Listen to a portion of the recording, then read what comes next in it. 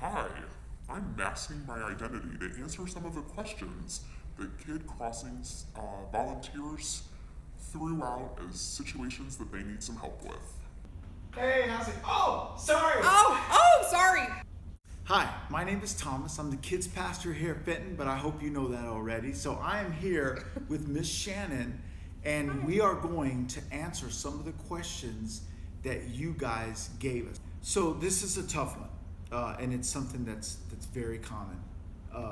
If a kid is sitting in small group, and you're the small group leader, and you can see that this kid's attention is just drifting everywhere, like they just want to play with the chairs. Right. And, Yeah, I've you had that know, happen. yeah. So what do you suggest? So I do small groups on Saturday nights when my shadow isn't here, as well as Sunday mornings.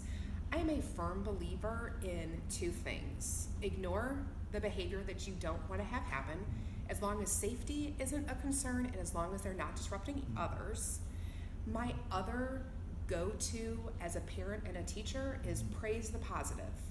So if I'm sitting in a group and I'm on the floor and I've got 5, 6, 10 kids with me, and 2 kids aren't doing what they're supposed to be doing, 1 or 2 times I'm going to say, hey Thomas, you know what, we're doing this right now, can you help me? Yeah. But I'm also going to look at somebody who's doing the right thing, and I'm going to say, hey Julie, thanks for paying attention. Wow. Yeah. I really appreciate that you're following directions, because most kids want attention. And Thomas is making poor choices, and he's getting my attention. But I don't want to focus on the negative. I want to focus on the positive, because I want Thomas to be doing the right thing. So by giving Julie that attention of doing the right thing, Thomas is going to get it. But let me tell you, I'm keeping Thomas in the corner of my eye, and the first second that Thomas is engaged, I'm going to give Thomas praise. I'm going to say, I am so proud of you. Yeah. Thanks for answering that question, or thanks for staying seated. You are my rock star. And I'm going to continue to give Thomas that positive praise, and I'm going to get him right back on the straight and narrow. Yeah. I personally, if a kid is not disrupting things, I get that kids have bad days. So if they're not 100% engaged, but again, they're not a safety issue, and they're not distracting everybody else, I let that kid kind of zone out. I don't know what their day was. Yeah. I know there have been times I've dropped my kids off and they've been hungry. Or I've dropped my kids off and they've had a soccer game and swim lessons, and they're just tired, and they're not on their A game. I just kind of let that be.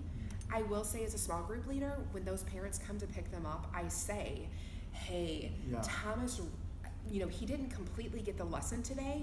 So if you have the app on your phone, you may want to go back through this week with Thomas to kind of review that, because he really was struggling to pay attention today. So if you could catch him up so that he is ready for next week, that would be phenomenal. And it's a way to let parents know that their kid wasn't completely on task.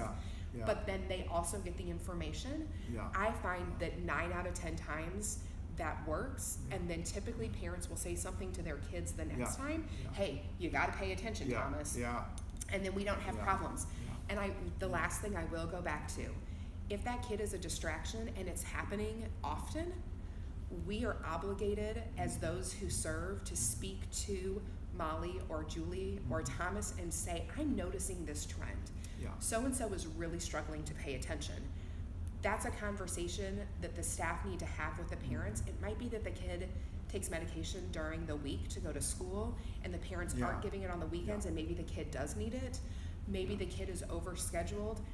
Again, I don't feel like that's my place as a small group leader to have that conversation. That's why I need to let Molly or Julie or Thomas know, and then they can have that conversation with the parents. Yeah, that's good. That's good. And so that would work with a kid that's not listening, right? It would work with a kid who's not listening. It would work with a kid who is just like kind of wandering around. It would work with that kid that is touching other people, because I serve in the K2 room. Those kindergartners love to touch each other. So focusing on the positive with some gentle reminders fixes a lot of issues. Well, if you have any other questions, say we didn't cover something on here that you've run into, please just email us the questions, and then we'll get Shannon back out here, and we'll record some answers. So it's all about practicing, right? So practice the things that you're successful at here, and then and they'll grow. Yeah. What you're comfortable with will only grow. Yeah. So thanks for the time. I appreciate all of the questions. Let us know if you have any others. Yep. Thanks.